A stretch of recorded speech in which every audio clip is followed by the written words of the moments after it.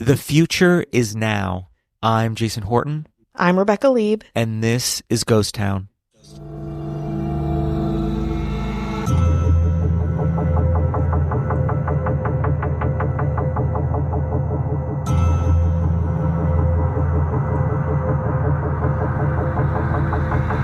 As we close out the year 2024 and approach 2025, there's one song that I can't stop thinking about. It is both weird and foreboding and dystopic, and unfortunately very, very catchy. Today, on our last short and sweet Ghost Town episode of 2024, we're talking about Zager and Evans' pop song, In the Year 2525, a catchy, teachable, bizarre, dystopic foray into our prospective collective future. The song's full title is actually In the Year 2525, parentheses, Exordium and Terminus, by, again, American pop rock duo Zager and Evans. Denny Zager and Rick Evans met at Nebraska Wesleyan University in 1962, with Zager wanting to create a kind of newer Simon and Garfunkel. They then added drummer Danny Schindler from the Nebraska band The Eccentrics until Schindler was drafted into the Vietnam War in 1965. They then added fellow Nebraskans Mark Dalton on bass and Dave Trupp on drums.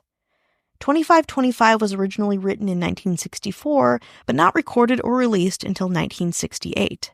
Says Zager about the genius of the song, quote, Rick Evans said he wrote the lyrics in 10 minutes in the back of a Volkswagen van after a night of partying and a lot of Mary Jane. He tried the song with a few bands he was playing with at the time, but the music wasn't right and it wasn't working. I thought the lyrics were intriguing, so I rewrote the music so it blended better with the lyrics. The first night we played it live, we knew it was special because the crowd looked stunned and wanted to hear it again and again. Truly, the lyrics are haunting. From 2025 to 9595, the song recounts the journey of mankind, predicting that the identity of humanity will be fraught with the dangers of technology, ending with the mass extinction of the human race. In fact, the lyrics are so intense that they actually made it into a book called I Hate Myself and I Want to Die, the 52 Most Depressing Songs You've Ever Heard, written by Tom Reynolds in 2005. But you be the judge. Here are the first couple stanzas. In the year 2525, if man is still alive, if woman can survive, they may find, in the year 3535, ain't gonna need to tell the truth, tell no lie, everything you think, do, and say is in the pill you took today. In the year 4545, you ain't gonna need your teeth, won't need your eyes. You won't find a thing to chew, nobody's gonna look at you. In the year 5555, your arms hanging limp at your sides, your legs got nothing to do, some machine's doing that for you. In the year 6565, you won't need no husband, won't need no wife, you'll pick your son, pick your daughter too, from the bottom of a long glass tube. In the year 7510, if God's a-comin', he ought to make it by then. Maybe he'll look around himself and say, guess it's time for the judgment day. In the year 8510, God is going to shake his mighty hand. He'll either say, I'm pleased where the man has been, or tear it down and start again. And yet, again, despite these jarring, pretty brutal and bizarre lyrics, people loved it. Radio stations in Lincoln and Omaha made 2525 a regional breakout hit record, and soon RCA Records signed Zager and Evans and widely released the song as a single. Zager and Evans also immediately recorded an album of the same name, and it felt good. Sales of the original recording, including single sales, album usage, and compilation inclusions, are estimated at over $10 million worldwide. What happened after 2525? After this break. In 1968, Zager and Evans had a hit on their hands in the dystopic pop song In the Year 2525. In 1969, the song hit number 1 on the Billboard Hot 100 and stayed there for 6 weeks. Part of the reason people connected to the song, Forbes magazine writer Jim Clash recounts, is that the song topped the charts at the time of 2 major cultural events: the first moon landing on July 20th, 1969, and the Woodstock Music Festival about a month later. Says Zager, quote, no one expects something like that. Time magazine actually featured us in their magazine and wrote, the Beatles would be jealous. Who would have believed two farm boys from Nebraska would have the #1 hit in the world and have Time magazine saying the Beatles would be jealous? I couldn't have dreamed it. Zager and Evans immediately got to work on new music, but nothing quite hit like In the Year 2525. For example, their follow-up single on RCA Victor, called Mr. Turnkey, reached at its peak number 48 in the Canadian pop charts and number 41 on the Canadian AC chart. And that was kind of it. Still, being a one-hit wonder was nothing to scoff at. For many years, the Nebraska duo were the only artists to hit the top of the charts on both sides of the Atlantic, and the song has been covered at least 60 times in 7 different languages.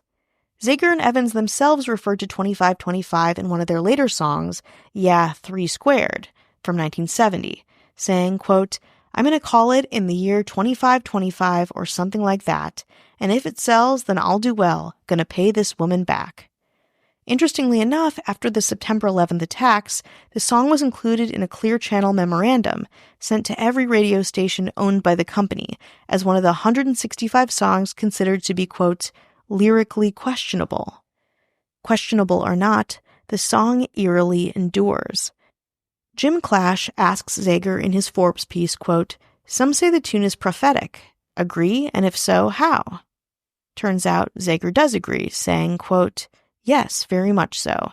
Before John Denver was discovered, he used to write to me all the time asking how we knew about test tube babies and things that hadn't even been discovered yet. Rick used to tell him that he'd been abducted by aliens and, quote, saw into the future. The comments on YouTube also reflect people's fascination with the song and its odd, often morbid themes. From Stephen H. 5197, I was 12 when the song was released, and it haunts me. And the message isn't far off. I was 12 when this song was released, and it haunts me, and the message isn't far off. Says ProMaster 1351, and look at the news every day and see how close this song was. It's 2023 in August. Prophetic. From Carrie Mason 609, I was born in 68 and my dad played this song. It stayed with me, and now we're on the cusp of disaster worldwide. From Take 942, as a kid, I first heard this song when it came out in 69. I thought it was a cool song with interesting lyrics. When I hear it in light of the world today, it gives me chills. From Reggae Strong TV, kind of speechless. It was creepy in my youth and downright chilling today. I shed a tear. What an optimistic timeline that was. From Agent Officer Thomasa.Porter107, first saw and heard them at Woodstock. Song was amazing and lives on. From Raven, he's taken everything this whole world can give and he ain't putting back nothing. Isn't that the truth? This catchy, eerily prophetic song always brings a tear to my eye and makes my heart sigh. They were optimists. The way we're going, we'll be lucky if we even make it to 2525. Rick Evans passed away in February 2018, but Denny Zager is still involved in the music industry, owning his own guitar shop in Lincoln, Nebraska. When he asks what he thinks about the legacy of the year 2525, Zager says, quote, supposedly it's still the biggest one-hit wonder in world recording history, with something like 100 million records sold.